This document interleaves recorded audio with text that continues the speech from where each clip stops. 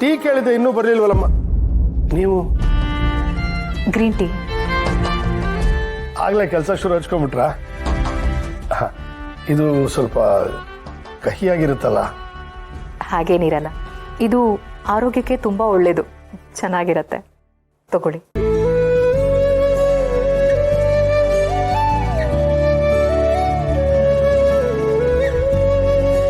ಪರವಾಗಿಲ್ವೇ? ಇದು ಸಿಹಿಯಾಗೇ ಇದೆ. ನನ್ನ ಕೈಯಾರೆ ಕೊಟ್ನಲ್ವಾ, ಅದಕ್ಕೆ.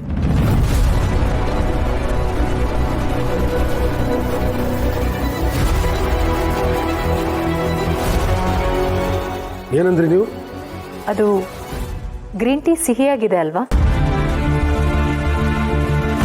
ಅದನ್ನೇ ಹೇಳಿದೆ.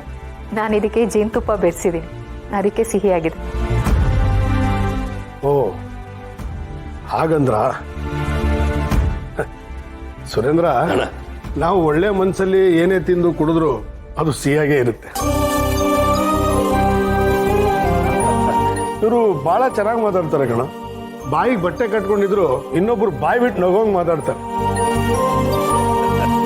ಅಣ್ಣ, ಆರೋಗ್ಯ ಚೆನ್ನಾಗಿರ್ಬೇಕು ಅಂದ್ರೆ ಬರೀ ಆಹಾರ ಒಂದೇ ಮುಖ್ಯ ಅಲ್ಲ, ಮನಸ್ಸು ಮುಖ್ಯ ತಾನೆ.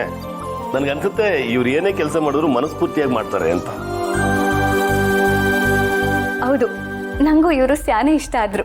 ಇನ್ಯಾಕೆ ನಾನು ವಂದನಕ್ಕ ಇವ್ರು ಮೂವರು ಸೇರ್ಕೊಂಡು ಅಡ್ಗೆ ಮಾಡ್ತೀವಿ. ಸಾವಿತ್ರಿ, ನೀನ್ ಬೇಕಾದ್ರೆ ಮನೆಯವ್ರಿಗೆಲ್ಲ ಅಡ್ಗೆ ಮಾಡು, ಆದ್ರೆ ಅಣ್ಣನ್ಗೆ ಇವರೇ ಮಾಡ್ಬೇಕು. ಯಾಕೆ ಹೇಳು? ಅಣ್ಣನ್ಗೆ ಏನ್ ಬೇಕು ಅಂತ ಇವ್ರಿಗೆ ತಾನೇ ಗೊತ್ತಿರುತ್ತೆ.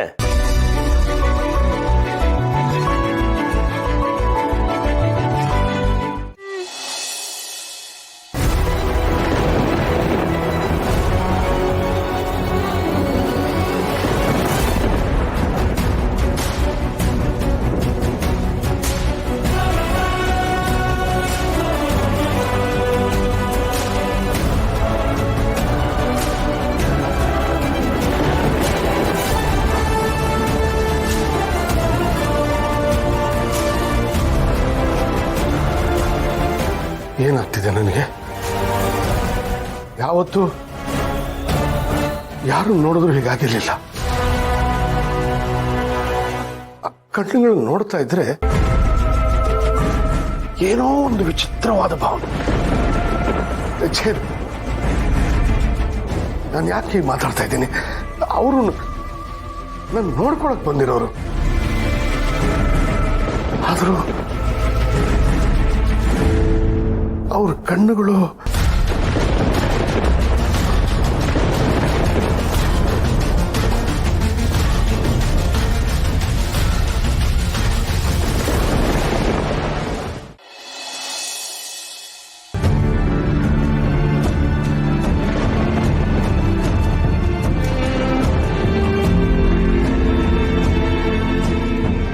ನಾನಿಲ್ಲಿ ಬಂದಿರೋದು ಬರೀ ನನ್ನ ಗಂಡನ ಆರೋಗ್ಯನ ಕಾಪಾಡ್ಕೊಳ್ಳೋದಕ್ಕಲ್ಲ.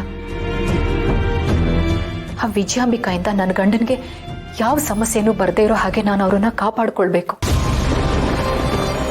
ಆದಷ್ಟು ಬೇಗ ಅವ್ರನ್ನ ಈ ಸುಳಿಯಿಂದ ಪಾರ್ ಮಾಡಬೇಕು.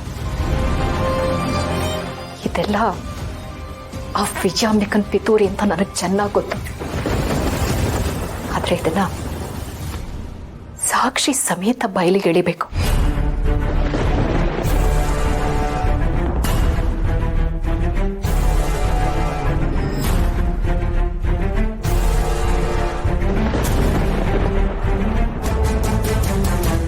ರಾಜ್ಯದ ವಿದ್ಯಾಮಂತ್ರಿಗಳು ಲಂಚದ ಹಗರಣದಲ್ಲಿ ಸಿಲುಕಿದ್ದಾರೆ.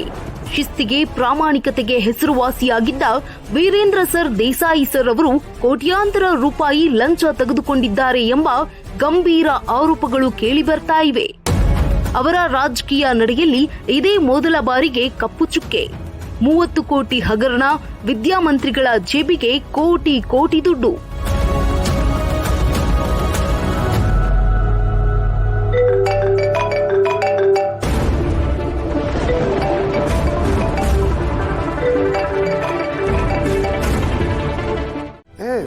ದಯವಿಟ್ಟು ರಚನೆ ಆಗ್ಲೇಬೇಕು ಸರ್.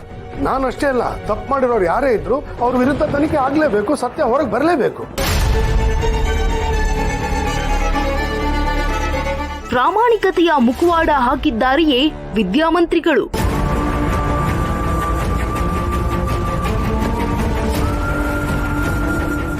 ಯಾವುದೇ ಅಪವಾದಗಳು ಬಂದರೂ ಅದ್ರ ಬಗ್ಗೆ ಆಳವಾದ ತನಿಖೆ ಆಗಬೇಕು. ಸತ್ಯ ಏನು ಅನ್ನೋದು ಪ್ರಪಂಚಕ್ಕೆ ಗೊತ್ತಾಗಬೇಕು. ಆದರೆ ನನ್ನ ಮೇಲೆ ಅಪವಾದ ಬಂದಾಗ ನಿಮ್ಗೆ ತಾಳ್ಮೆನೇ ಇರಲಿಲ್ವಲ್ಲ ವೀರು?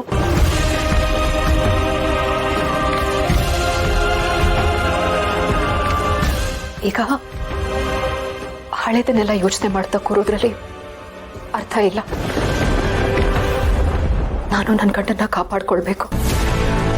ಅವರು ಅಪರಂಜಿ ಅಂತವ್ರು.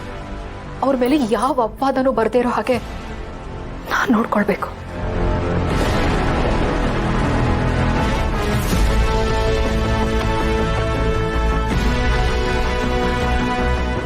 ಆದರೆ ತನಿಖೆ ಬಗ್ಗೆ ನನಗೆ ಯಾವ ಚಿಂತೆನೂ ಇಲ್ಲ. ಇದನ್ನೆಲ್ಲ ಮಾಡ್ತಿರೋ ಯಾವುದೋ ಕಾಣದ ಕೈಗಳಿವೆ. ಹೌದ್ರಿ, ನಾನೇ 30 ಕೋಟಿ ತಿಂದಿದ್ದು. ಏನ್ರಿ ಇವಾಗ? ಏನಿವಾಗ?